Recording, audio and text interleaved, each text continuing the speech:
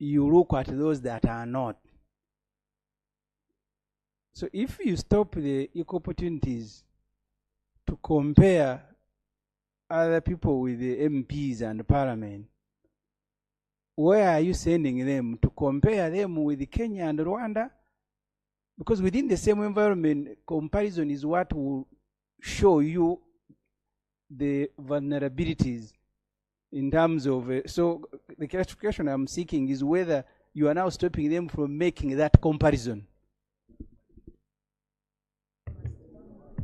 Thank you very much, honorable colleagues. In a nutshell, yes. Because I am telling them that they can only compare where you say that men shall have 10% and women shall have 5%. That's the marginalization they deal with. You first respond to.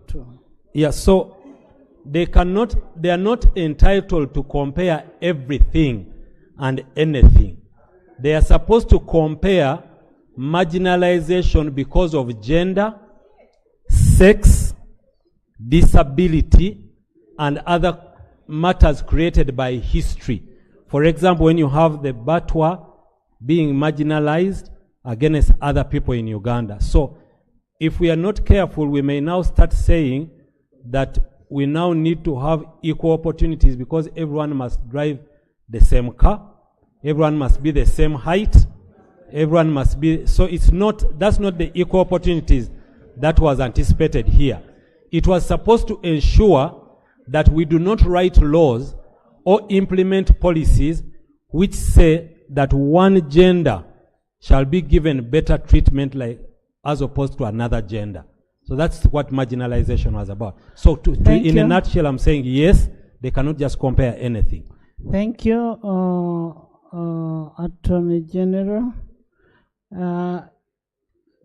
The equal opportunities should act within their mandate. They should not go ultra-vires. Let them act within what they are supposed to do. Next item. Bill's second reading, the Technical and Vocational Education and Training Bill. Thank you very much. Yes. Madam Speaker, last week, we requested and you directed government to come here and answer issues of sovereignty. How did they access Kenya to abduct Dr. Kizza Besigye? The reason they didn't answer that time was because you said, Madam Speaker, that the minister responsible was away and he will be here on Tuesday. But also related to Madam Speaker, issues of sovereignty, we need government to allay our fears about reports that an American surveillance aircraft has violated our sovereignty on 3 occasions. For us, we can violate the one of Kenya and then complain when America is violating ours. But we need you to allay our fears. Because the background to this is that you had the CDF giving American ambassador 48 hours to apologize to his father. Subsequently, you have an American surveillance aircraft violating our airspace. So can government lay our fear that we are not at war? I don't know what's wrong with the LDUs. This is a very serious matter. Order. He's on procedure. Thank you so much, Madam Speaker. He has given way, so I thank him for having listened to me. Madam Speaker, the matter of Uganda picking Dr. Besigye from Kenya is still under investigation. Honorable members, I am not going to allow any debate on that matter. Thank you so much, Madam Speaker. I said the report should come from Internal Affairs and the Minister of Foreign Affairs, and I don't see them here. We are not going to discuss on ministers who are not here. That's why I was putting him to order, and I was wondering whether he's in order to compare it with American Madam Speaker, I told you he's my Cases. neighbor. When he was an LOD, you used to behave like exactly that. So the He's a honorable member of parliament. I am He's a honorable member of parliament. he's a honorable member of parliament, but he has a He's history. No. He has a history. As of now, he's a member of parliament. I agree, Madam Speaker. If it offends him to speak about his history, I am very sorry. Yes. Madam Speaker, I want to go to the subject matter that you directed government to come and explain. There is an order. Madam Speaker, first of all, my colleague and a very close friend is imputing that we have one of us who is an LDU. Is he in order to begin imagining that a colleague who is here, who could even be given opportunity to substantiate to himself whether he's an LDU or no, is he in order, Madam Speaker, for him to impute that? Is he in order? No, he withdrew and apologized. He withdrew. So, Madam Speaker, can I reiterate the serious issues that you asked Foreign Affairs and Internal Affairs? I have asked them, Yeah. and I'm waiting for a response. And as I told you, that the ministers were not available because they had asked for permission from me to be away. And they are going to be back. By Thursday, we shall have a report. Thank you very much, Madam Speaker.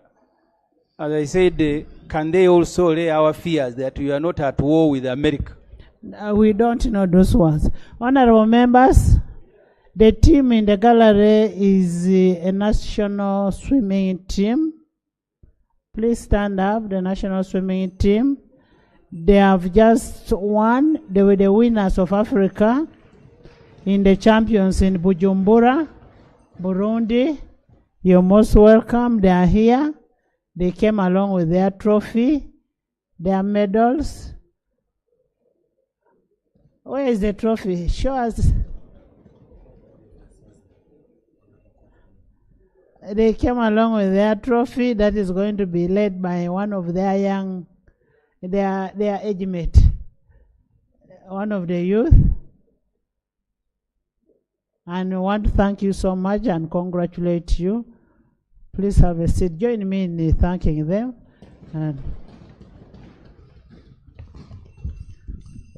Thank you very much. We'll have a motion recognizing you at an ample time. We may not have the motion today. Okay. All you are supposed to do is to show us the Thank you very much, Right Honorable Speaker. I also join you in congratulating this very formidable team. This is a team of national swimmers, and they've won the Africa Aquatics Zone 3 Championships in Bujumbura. As you've rightfully acknowledged, these are all young people. And certainly, young people who make our country proud ought to be saluted. And I thank you, Right Honorable Speaker. Thank you. For accepting that a motion at an appropriate time should be brought to this House to celebrate and congratulate our young people. Thank you. So before us, this is the main trophy that they won for our country in the Africa Championships. And Right Honorable Speaker, these are all individual trophies that some of them won for our country as well. Thank you. Thank you. I also want to just acknowledge, Right Honorable, that a majority of these individual trophies are our young girls. So it means that as opposed to the old notion that perhaps girls cannot do as much as the boys, these young girls have actually made us very proud. It has never been. Girls are girls. Women are women. Women can do everything. There is a song, Right Honorable Speaker, that who runs the world? The women. And the response is girls. So Yes. congratulations to Team Uganda. And Right Honorable Speaker, you will allocate time and will do the needful. Thank you Thank so you. much.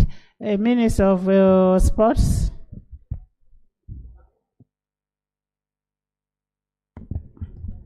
Well, Madam Speaker and colleagues, first of all, let me begin by congratulating the Uganda Swimming Federation and the entire team before us here for giving us position number 1 in Zone 3 competition which just concluded in Bujumbura. Let's clap for them, honorable colleagues.